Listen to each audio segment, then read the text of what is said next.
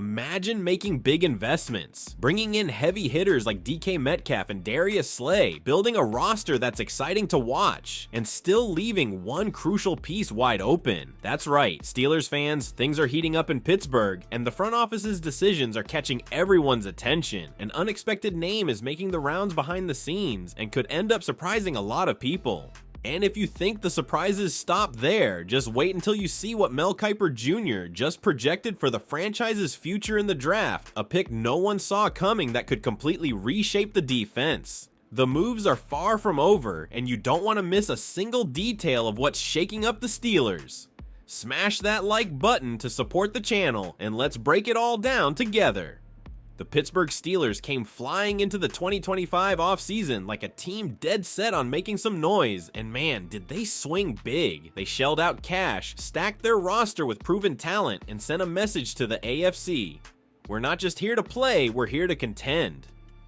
But despite all that heat in free agency, there's still one massive flashing question mark hanging over the Steel City. Who the hell is going to be the quarterback? The roster's looking pretty damn solid on both sides of the ball, and that blockbuster trade for DK Metcalf? That was a flex. A $150 million flex to be exact. And don't forget the veteran boost with Darius Slay stepping in at corner. But let's be real, none of it means much if there's no real leader under center. Right now, Pittsburgh's QB room is just Mason Rudolph and Skylar Thompson. Yeah, not exactly striking fear in defenses. They swung and missed on Russell Wilson and Justin Fields. Maybe GM Omar Khan was never fully in on Russ, and Fields made it clear he had other plans. Sam Darnold was out there too, but the front office wasn't feeling that fit. So now, here we are. The Steelers are all dressed up with nowhere to throw the ball.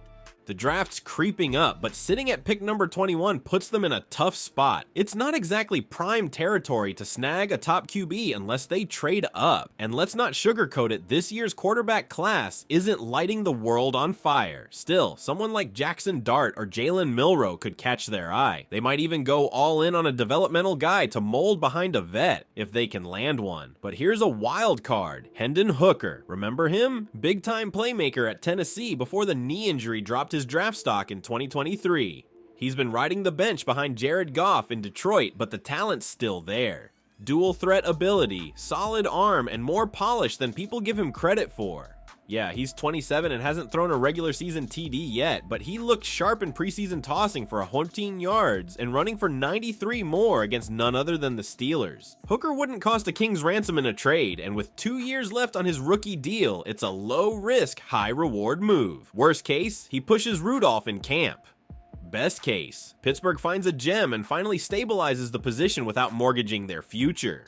At the end of the day, the Steelers didn't go all in on DK Metcalf just to be a middle-of-the-pack team. They need a quarterback who can raise the ceiling and fast. Whether it's Hooker, a bold draft move, or a surprise veteran, one thing's clear, it's go time in Pittsburgh. So are the Steelers really ready to bet on someone so far off the radar to lead this offense? Drop your take in the comments, and buckle up because what's coming next could divide the fan base even more and has all the potential to shape the defense for years and years to come. Mel Kiper Jr. just dropped his latest mock draft, and for Steelers fans hoping for a flashy quarterback or a game-breaking skill player, sorry, that's not the move. According to the ESPN draft guru, Pittsburgh should go big in the trenches once again. This time, it's on the defensive side with a guy Kiper calls the heir to Cam Hayward's throne, Derek Harmon. Yeah, that name might not make your heart race like a Caleb Williams or a Marvin Harrison Jr., but Harmon's the kind of dude who quietly wrecks games from the inside. Kiper laid it out, plain this guy isn't walking in as an immediate starter, but give him a little time behind a legend like Hayward, and boom, you've got your future anchor on the D-line. Hayward, as great as he still is, can't suit up forever. He's turning 36 and has already said he's aiming for 2 more years in black and gold. So why not bring in someone now who can learn from the best before taking over? Harmon's not just a big body, he's grown into a legitimate pass rusher over time, and that kind of interior disruption is exactly what Pittsburgh thrives on.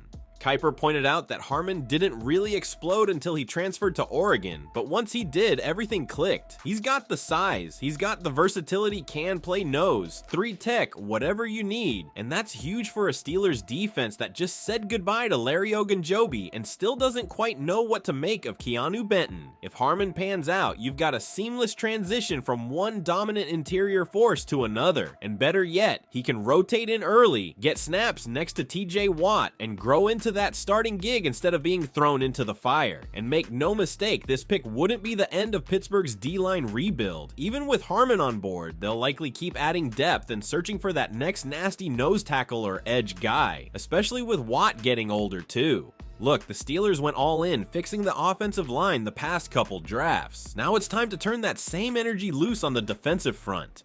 Harmon may not be the sexiest pick in the class, but he might be the one that keeps the Steelers' defense nasty for years to come. If there's one thing you can't ignore, it's how hard this team is gearing up to seriously compete. But without solving the most important problem, it's hard to go far.